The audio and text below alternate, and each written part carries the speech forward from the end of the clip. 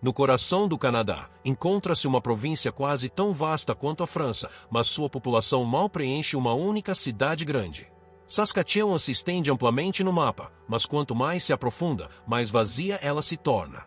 Longas rodovias cortam o silêncio, cidades desaparecem sem aviso prévio e a sobrevivência parece mais uma questão de resistência do que de vida cotidiana. Geografia, clima e história deixaram suas marcas aqui, moldando uma terra onde muitos entram, mas poucos permanecem. Por que um lugar tão grande abriga tão poucas pessoas? A resposta está escondida nos quilômetros. Vamos começar. Parte 1. A terra que te espalha. A primeira verdade sobre Saskatchewan é que ela parece vasta, mas se comporta de forma estreita.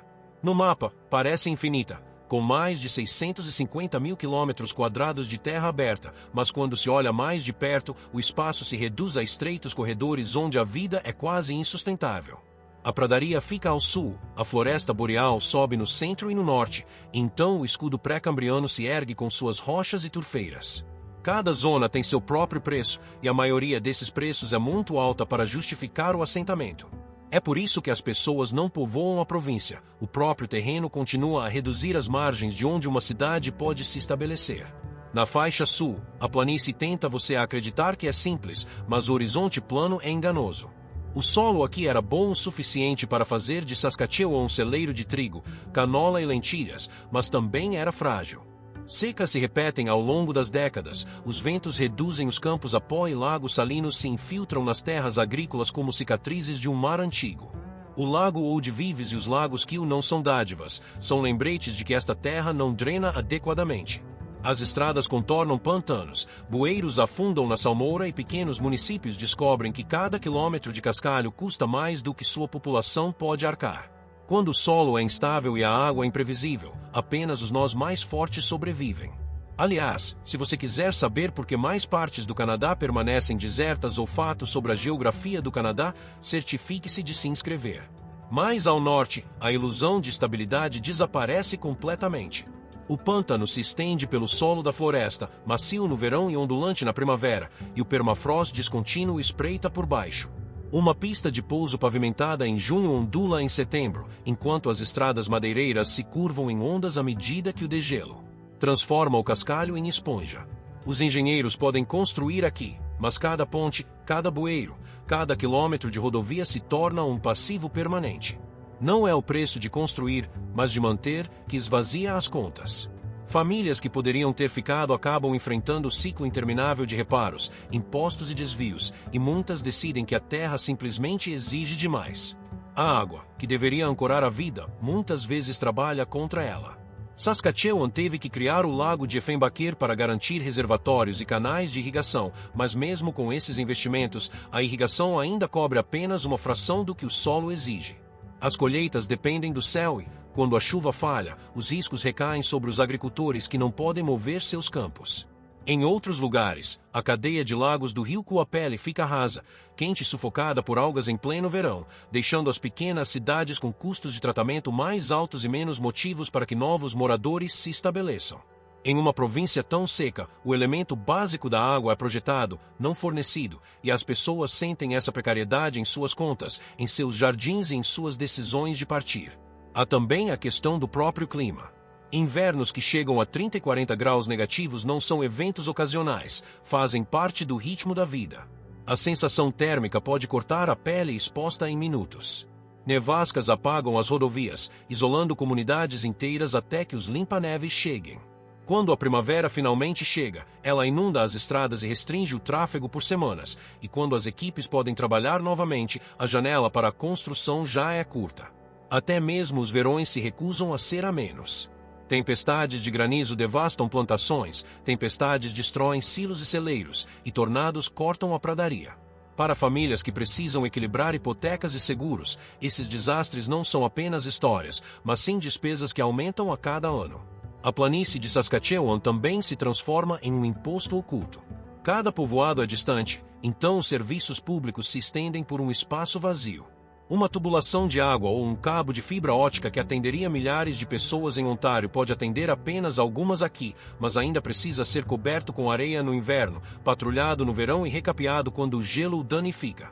É por isso que a frase casa barata, vida cara parece mais verdadeira aqui do que em qualquer outro lugar. Uma cidade pequena pode oferecer imóveis acessíveis, mas as contas de aquecimento, transporte e manutenção interminável rapidamente consomem a vantagem. Para muitas famílias, o custo de ficar supera a economia de viver, e a partida se torna inevitável. A história mostra o que acontece quando a geografia dita o destino. Por décadas, as cidades de Saskatchewan cresceram em torno de elevadores de madeira, cujas torres eram os marcos da pradaria. Mas quando as linhas férreas secundárias foram desativadas no final do século XX, esses elevadores ruíram um a um, e com eles as cidades que dependiam das entregas de grãos. A Trans-Canada, a Yeloviade e a Highway 11 tornaram-se as linhas de vida, transportando quase tudo que se move. A partir dessas espinhas dorsais, o silêncio se espalhou. Escolas abandonadas, ruas principais vazias e lojas fechadas tornaram-se a herança de comunidades que um dia acreditaram que a terra poderia sustentá-las. A história de Saskatchewan não é de fracasso, mas de aritmética. Uma vasta província onde o clima, a água e a distância multiplicam os custos até que as pessoas se agrupem nas únicas zonas que permanecem viáveis. Regina e Saskatoon sobrevivem não porque escaparam da lógica da terra, mas porque concentraram serviços e salários suficientes para resistir a ela. Em todos os outros lugares, o padrão é o mesmo. O solo, a água e o clima reduzem o mapa até que restem apenas estreitas faixas de assentamento. É por isso que, quando os forasteiros perguntam por que tão poucos vivem aqui, a resposta não está escrita na cultura ou na ambição, mas nos números frios da própria terra. Parte 2. Pessoas, caminhos e a divisão entre as pradarias e o norte. A história de quem fica e quem parte em Saskatchewan começa com um mapa simples da população. A maioria se estabelece ao longo de 3 eixos principais onde as estradas e os salários ainda se encontram: a Trans-Canada, a Yeloviade e o corredor Regina-Saskatoon. Além dessas linhas, o mapa se torna rapidamente menos denso, até que os nomes no Atlas superem o número de luzes nas varandas após o anoitecer. 2 cidades de porte médio concentram grande parte da atividade da província, atraindo estudantes, enfermeiros, soldadores e recém-chegados para um circuito fechado de clínicas, campi universitários e folhas de pagamento. O padrão não é um mistério cultural, mas sim o dinamismo dos serviços, onde uma criança pode consultar um médico sem precisar enfrentar estradas no inverno e um pai pode mudar de emprego sem precisar se mudar, as raízes familiares se mantêm. Onde esses elementos básicos se desfazem, o caminhão de mudança se torna parte da paisagem. As cidades agrícolas, que antes uniam os quilômetros vazios com elevadores de grãos, pistas de patinação e escolas, agora estão interligadas pela silenciosa revolução da agricultura, que desfez esse tecido social. Máquinas maiores conquistaram espaços maiores e fizeram isso com menos mão de obra, então a clientela matinal do café diminuiu para uma única mesa e a loja de autopeças vivia mais da memória do que da margem de lucro. Distritos escolares se fundiram, os ônibus ficaram mais longos e o pequeno hospital perdeu a maternidade em um ano e o pronto-socorro no ano seguinte, não porque alguém desejasse isso, mas porque contratar pessoal para um turno da noite para um punhado de pacientes é um problema matemático que supera o sentimentalismo. Quando a linha férrea secundária fechou, o último argumento local para permanecer também perdeu seu cronograma. Uma criança que cresce vendo os pais dirigirem por 1 hora para fazer compras aprende a verdade antes mesmo de a primeira mala ser aberta. Os jovens seguem escadas, e os degraus são curtos fora do anel viário. Um jovem eletricista pode encontrar o primeiro emprego perto de casa, mas o próximo aumento salarial está em uma oficina a 2 horas de distância, e a cadeira de supervisor está em Calgary ou Edmonton, não porque Alberta seja mais acolhedora, mas porque os aglomerados alimentam as escadas e os aglomerados são escassos aqui. O mesmo arco inclina enfermeiros, professores e engenheiros para lugares onde os departamentos existem no plural, onde mudar de equipe não exige vender a casa, onde as redes profissionais podem ser acessadas a pé em vez de por avião. As famílias resistem o máximo que podem até que um pedido seja aceito, um contrato de aluguel seja assinado e uma despedida na pista de patinação se torne um assento permanentemente vazio. A imigração deveria ser a grande contracorrente da província, e para Saskatoon e Regina muitas vezes é, mas os centros menores lutam para transformar a chegada em permanência. As aulas de idiomas acontecem 2 vezes por semana em vez de diariamente. O cuidado infantil é uma lista de espera, não um plano. Os imóveis para alugar são mais antigos, mais frios e mais caros para aquecer do que o preço anunciado sugere, e os salários em um único grande empregador deixam pouco espaço para ascensão. Quando o primeiro inverno chega e o horário do ônibus se torna um enigma, o cálculo muda da esperança para a logística.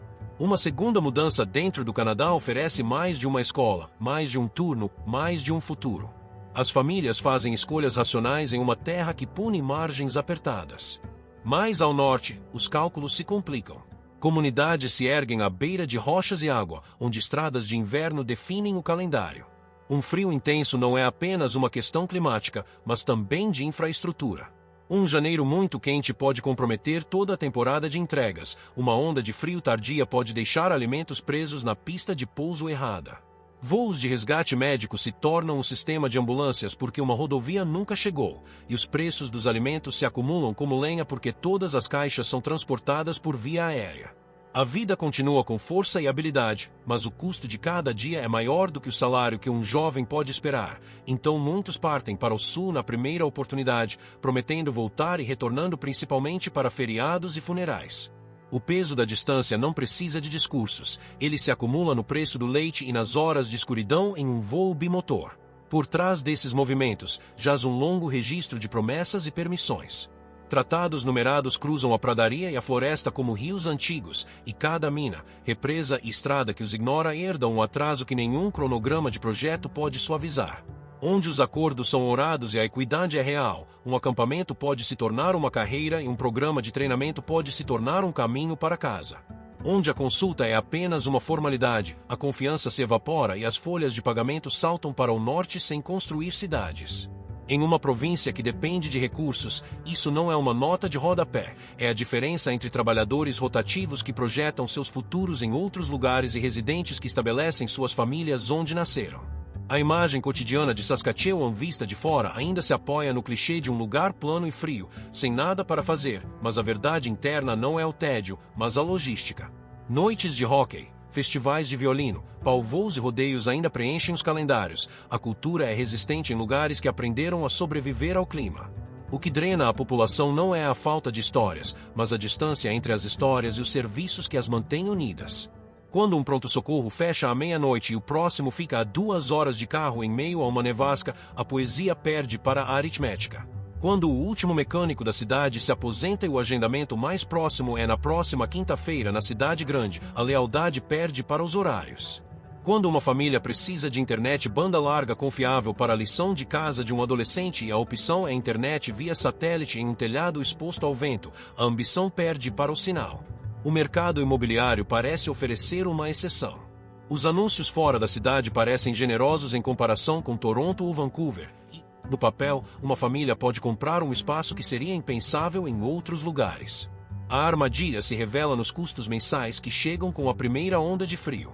As contas de aquecimento disparam, os veículos se tornam indispensáveis e se multiplicam, o seguro se ajusta aos longos deslocamentos em estradas de inverno e o IPTU precisa cobrir uma infraestrutura que atende a uma fração dos endereços encontrados em províncias mais densas. A barganha inicial se transforma em um aperto no orçamento, e a mesma família que pensava ter escapado da pressão descobre um novo tipo de aperto medido em quilômetros em vez de aluguel. Casas baratas não conseguem esconder o preço de vidas dispersas. A isso se somam os ciclos de expansão e retração do petróleo, potássio e urânio. Quando os preços disparam, os quartos de hotel ficam lotados, caminhonetes enfileiram-se nos motéis de pequenas cidades e todas as lanchonetes ficam sem torta. Quando os mercados mudam, os turnos desaparecem, os empreiteiros se dispersam e os moradores locais ficam com aluguéis mais altos, um sistema de água precário e uma base tributária que simplesmente migrou para o oeste. Acampamentos e rotações movimentam a renda sem necessariamente a depositar nela. Um bom ano pode pagar um caminhão, raramente constrói uma escola. O efeito é uma população que aprende a não confiar no crescimento, economiza discretamente e fica de olho na estrada mesmo quando as prateleiras dos supermercados estão abastecidas. Os sistemas públicos refletem essas escolhas de maneiras que as famílias sentem imediatamente. As divisões escolares fecham prédios com baixa matrícula, o que prolonga as viagens de ônibus até que um dia letivo seja emoldurado pela escuridão. As regiões de saúde concentram especialistas na cidade, o que transforma condições administráveis em campanhas logísticas. O policiamento se estende por longos distritos onde o tempo de resposta é tanto geográfico quanto de pessoal. Nada disso é malicioso, tudo é previsível em um lugar onde cada quilômetro de serviço deve ser pago por muito poucos. Uma província com o formato de um longo corredor ensina lições duras sobre onde uma enfermeira, um mecânico e um professor de música podem morar a menos de 20 minutos um do outro. Famílias que precisam desse triângulo acabam se mudando para seus vértices. Parte 3. Trabalho, salários e a aritmética da distância. A maneira mais simples de entender a economia de Saskatchewan é imaginar um caminhão graneleiro à beira de uma estrada longa e vazia. O motorista carrega o valor de um campo que se estende até o horizonte, em seguida, passa o resto do dia pagando para transportar esse valor através da distância. Essa é a província em uma imagem, riqueza criada pelo espaço e punida pelo custo de atravessá-lo. Trigo, canola, cevada, lentilhas, ervilhas e gado construíram uma reputação global, mas todos eles têm preços elevados nos mercados internacionais, onde as margens são pequenas e os compradores são indiferentes à distância entre a porteira de uma fazenda e um porto. Quando um ano seco reduz as colheitas, quando o diesel sobe, quando o fertilizante dobra, a reserva que mantém as famílias no local desaparece. A resposta geralmente é a escala.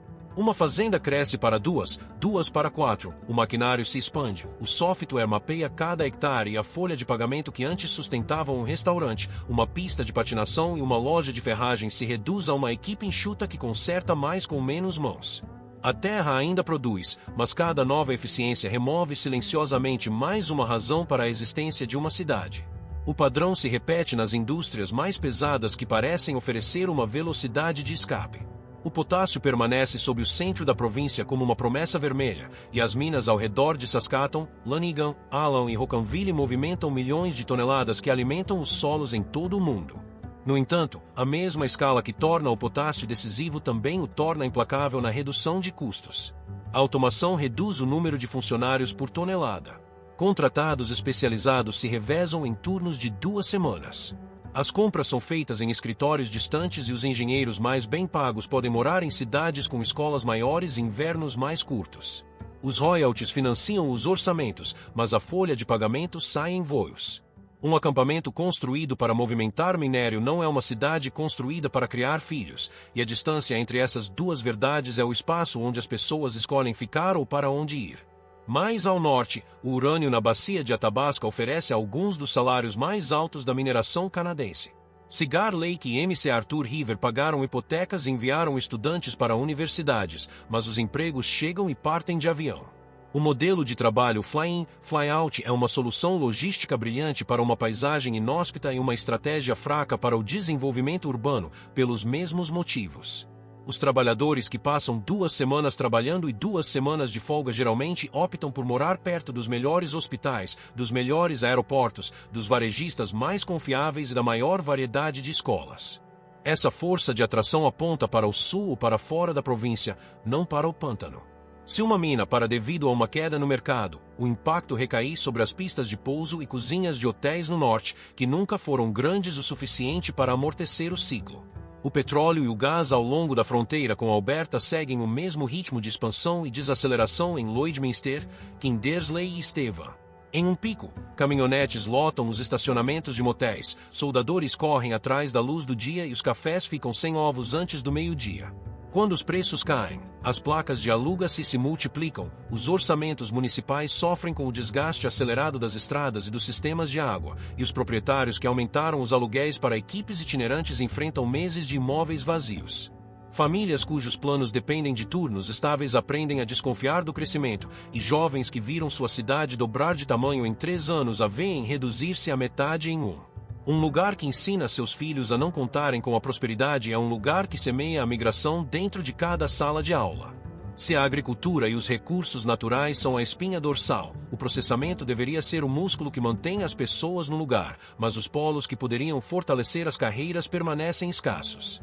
Uma fábrica de processamento de canola ou uma linha de embalagem de carne podem garantir dezenas ou centenas de empregos, mas o ecossistema que alimenta promoções e especialização em meio de carreira, fornecedores, P&D, centros de treinamento, empresas auxiliares, permanece superficial fora das 2 principais cidades. Um mecânico de manutenção industrial pode trabalhar, mas pode ter que sair para progredir. Um cientista de alimentos pode começar, mas pode precisar de Toronto ou Calgary para crescer. A consequência é uma província que forma talentos com excelência e depois os entrega a mercados de trabalho maiores, capazes de oferecer variedade sem a necessidade de mudanças constantes. Cada diploma concedido em um pequeno centro corre o risco de se tornar um passaporte para o fracasso, pois o próximo nível de desenvolvimento não está na cidade. Aliás, se você quiser saber por que mais partes do Canadá permanecem desertas ou fatos sobre a geografia do Canadá, inscreva-se ou clique no botão curtir. Tudo isso seria suportável se os custos fixos da distância fossem baixos, mas a matemática da infraestrutura dispersa é implacável. Um município que mantém centenas de quilômetros de estradas em forma de grade para alguns milhares de pessoas precisa financiar cascalho, motoniveladoras, bueiros, pontes, remoção de neve e controle de poeira com uma base tributária que seria a de um único bairro em uma província maior. Uma tempestade pode consumir a reserva de emergência de um ano. Um degelo na primavera pode transformar o transporte de materiais em desvios que adicionam horas e horas extras ao trabalho básico. Quando uma nova estação de tratamento de água é necessária, o preço parece normal, mas brutal por residência na conta mensal. O aquecimento não é opcional em janeiro, então gás natural, eletricidade e reparos domésticos têm seu próprio acréscimo de inverno. O que parece acessível em um anúncio imobiliário se torna um fardo em uma planilha familiar com a primeira onda de frio. A logística adiciona outro custo invisível que as pessoas sentem mais do que veem. Quando as linhas férreas principais estão congestionadas e as linhas secundárias desaparecem, uma semana extra no transporte de grãos ou no recebimento de peças se estende por toda a temporada. As lojas de materiais de construção acumulam estoques não apenas para atender a demanda, mas também para se protegerem do risco de atrasos nos trens. Os mantimentos chegam com diesel impregnado nas frutas e na farinha. As equipes de construção planejam seus trabalhos levando em conta os limites de carga por eixo e o risco de congelamento, e depois pagam horas extras para compensar o atraso em um verão curto. Empresas que prosperariam com prazos de entrega curtos em regiões densamente povoadas aprendem a gerenciar o fluxo de caixa contra o tempo e a distância. Algumas dominam a técnica, outras simplesmente fecham silenciosamente. Empregos desaparecem por razões que nunca aparecem na porta da loja. O serviço digital deveria nivelar o mapa, em certa medida o fez, mas a banda larga só reduz a distância quando é rápida e acessível. Corredores próximos às rodovias 1, 16 e 11 desfrutam cada vez mais de fibra ótica de qualidade, enquanto muitos vilarejos ainda improvisam antenas parabólicas nos telhados e rezam em meio a nevascas. Uma clínica pode fazer uma videochamada com um especialista, mas não quando o sinal está instável. Uma escola de ensino médio pode transmitir aulas online, mas não quando os limites de banda larga prejudicam a conexão de uma residência já na terceira semana do mês. O trabalho remoto pode trazer salários, mas os empregadores que exigem conexões sempre ativas filtram silenciosamente os candidatos por código postal. O resultado é uma versão mais branda do antigo problema das estradas. Os serviços se concentram onde a confiabilidade diminui onde ela falha, e as famílias que podem se mudar em busca de segurança o fazem. No âmbito familiar, a história se resume a uma única decisão mensal: a vida que podemos ter aqui, com estradas para manter, carros para aquecer e quilômetros para percorrer para cada serviço, é melhor do que a vida que poderíamos ter lá, com aluguel ou hipoteca que oferece menos espaço, mas mais recursos financeiros. Os salários médios geralmente ficam atrás dos de Alberta e Colômbia Britânica, mas as despesas de inverno eliminam a diferença rapidamente. O seguro reflete o risco de granizo e de acidentes rodoviários. 2 veículos são comuns porque uma pane pode se tornar uma crise. Os pais medem o trajeto do ônibus escolar não em quilômetros, mas em dias e tarefas escolares perdidos.